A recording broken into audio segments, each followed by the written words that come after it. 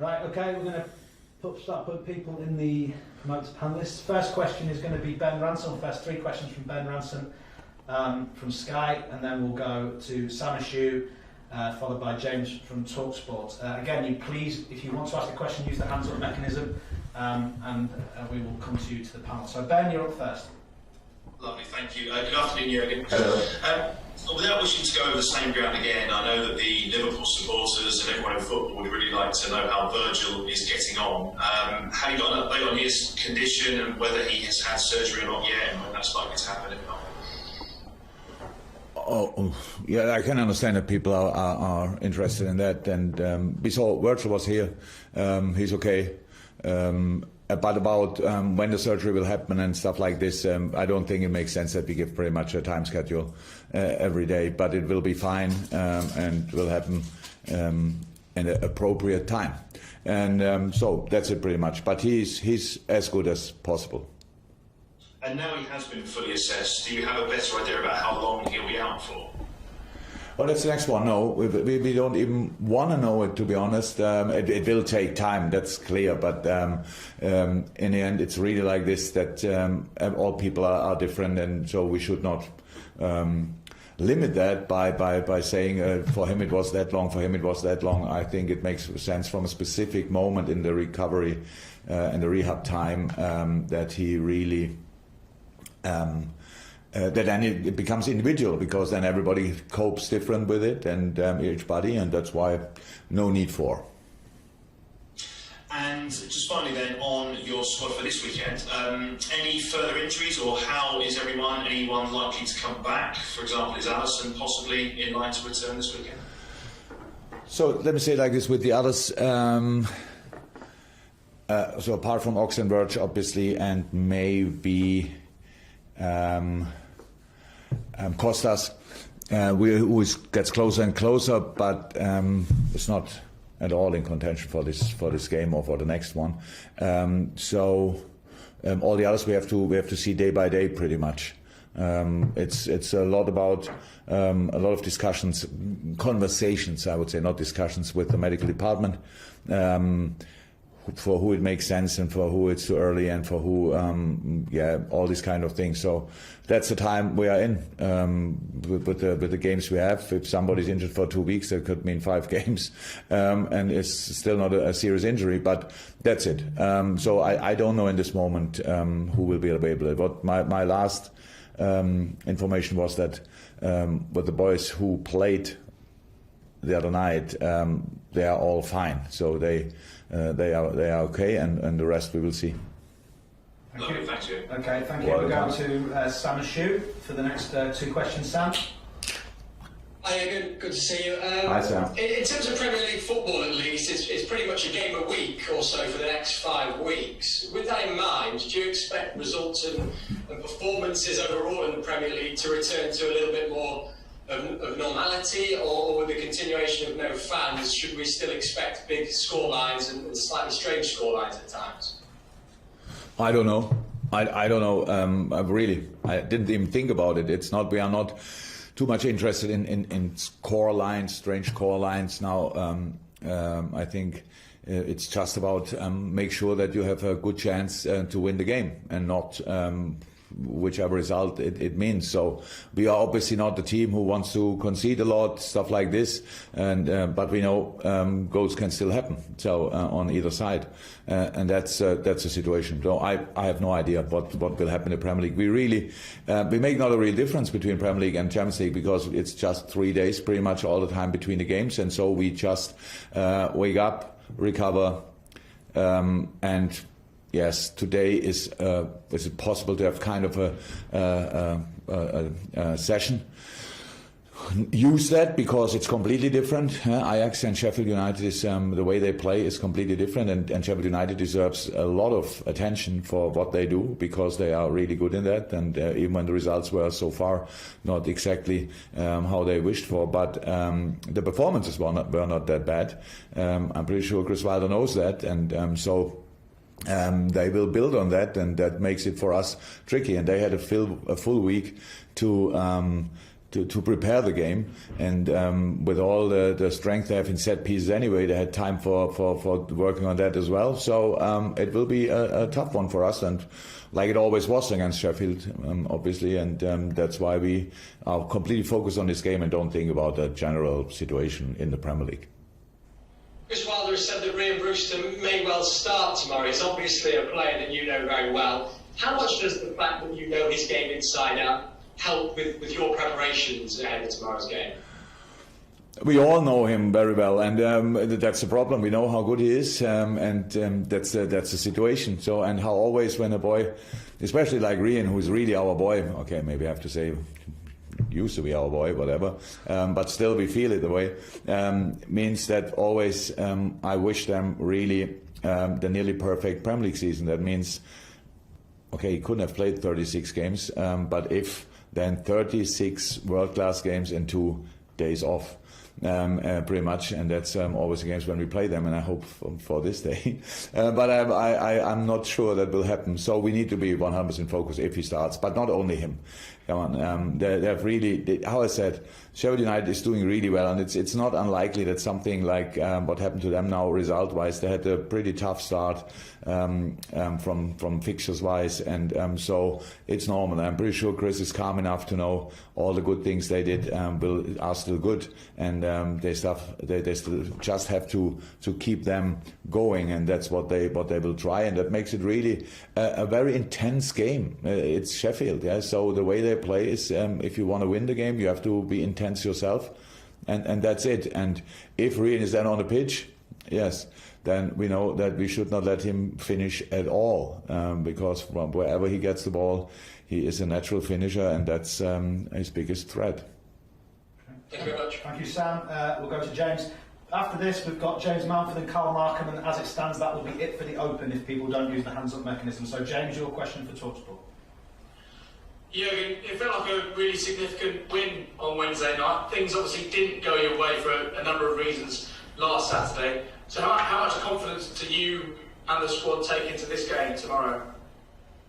Oh, I like the game from a performance point of view against Everton much more than the game against Ajax. But you have to win the games, and I can understand. By the way, it's always it's really a bit disappointing when I hear that people confront Erik ten Hag with what I said about the pitch, and then he has to respond on that. That's really a bit embarrassing. So I didn't blame the pitch for our performance. I said it was not a good pitch, and it didn't help both teams.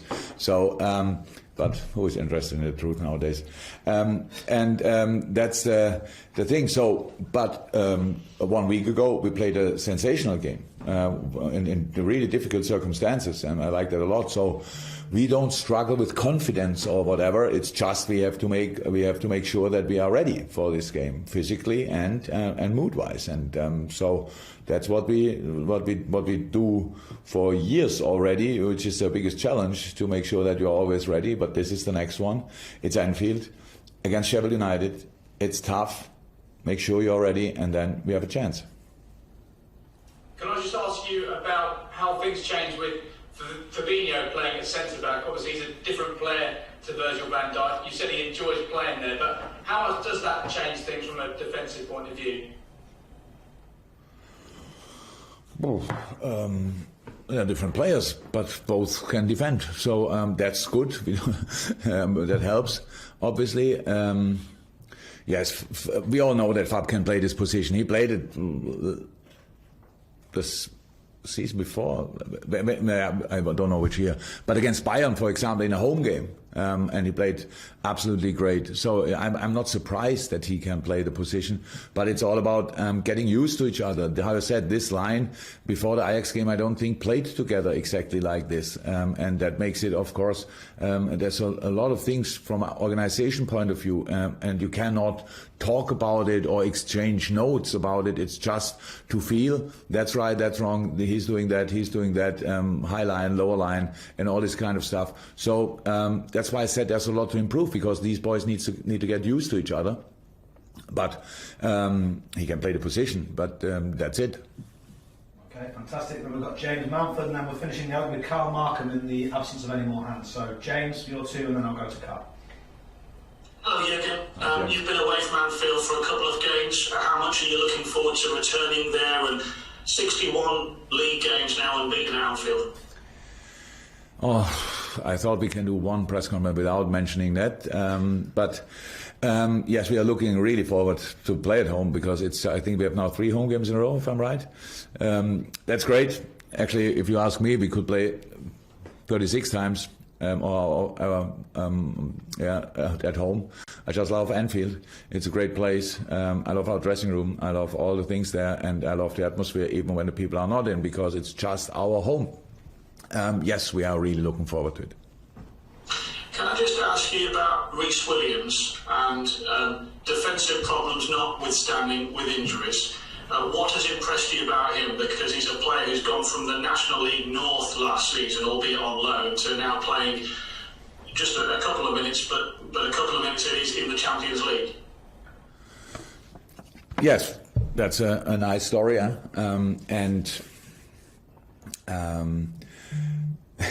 I saw it in his eyes after the game that he was pretty impressed by that occasion, and it's nice. He's a big talent, not only physically big, really. He's a real talent, and it's nice to have him around. That he played last year wherever, I don't even know exactly, but I know it was non-league, and somewhere in Birmingham, if I'm right. That's just makes it special. But with the situation, for example, Nate Phillips is here as well, and Billy the Kid is here as well. So these boys are really around, and Nate Phillips, we thought would be a transfer, but then in the last second it didn't happen. And Nate is we all know we brought him already back last year from Stuttgart for 1 game against Everton, in which he did really well. So yeah, these are solutions for us and helps us a lot. The boys are great. It's a big opportunity, obviously, for them. How always in life, if something bad happens, when the dust is kind of settled, then you can see the opportunities again. But yeah, so it's all about doing the right things in the right moment. And for Rhys, it was now the first Champions League minutes, which is nice. But yeah, that's how it is. Okay, fantastic. So we go to Carl Mark, and these are going to be the last 2 questions in the Open. Then the embargo will be from 10:30 p.m. this evening. If those who would normally ask in the embargo section want to ask, if they can start using the hands up mechanism now, so I can move to that as soon as we're finished with Carl's questions. But Carl, it's over to you for the final 2 in the Open presser. Hey again. Hi, Carl. Can I just clarify on the Finns issues? You said you're taking it day by day. Does that mean that Thiago and Joel Matip are in contention for tomorrow? I don't know. We have training after the press conference, so we will see who is out there. You can only be in contention if you are in training. But I look, in my situation, actually, I don't want to rule anybody out until somebody tells me. And so far, nobody told me. Maybe I should have listened better, but for me, everybody apart from the 3 I mentioned is in contention until somebody tells me different. Okay, thank you. And tomorrow, if he starts, will be Andy Robertson's 100th Premier League appearance. I'm just wondering if you can talk about his and the side's evolution and the role, the importance of the role he plays. Particularly impressive against Ajax. Andy Robertson won 100th Premier League game for Liverpool. Yeah. And how many altogether? Then 130 something with Hull, I think. Okay, great. Finally, something nice to talk about.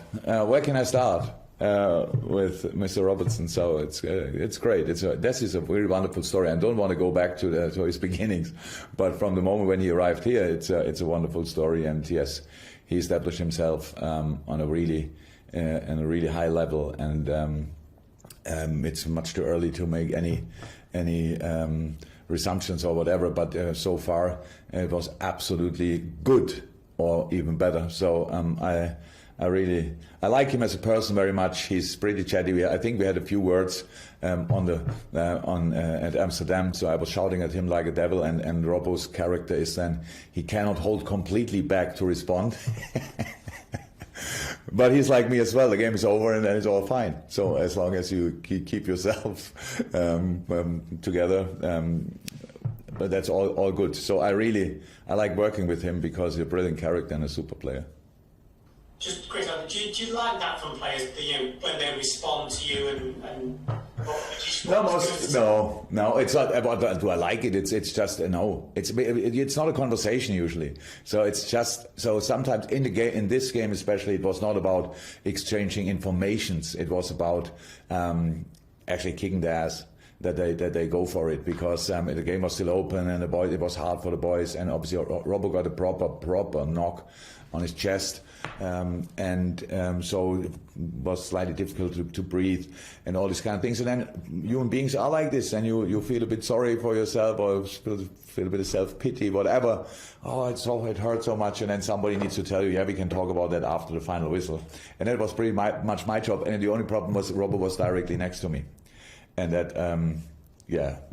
So I shouted at him as loud as I shouted in that moment to Shaqiri, who was on the other side, and that obviously is then different. Thank you, Carl. All the best. Right, okay, now we'll go to the embargo bit. There's a second, guys, while I promote the panellists. We've only got one hand up, by the way, at the moment for the...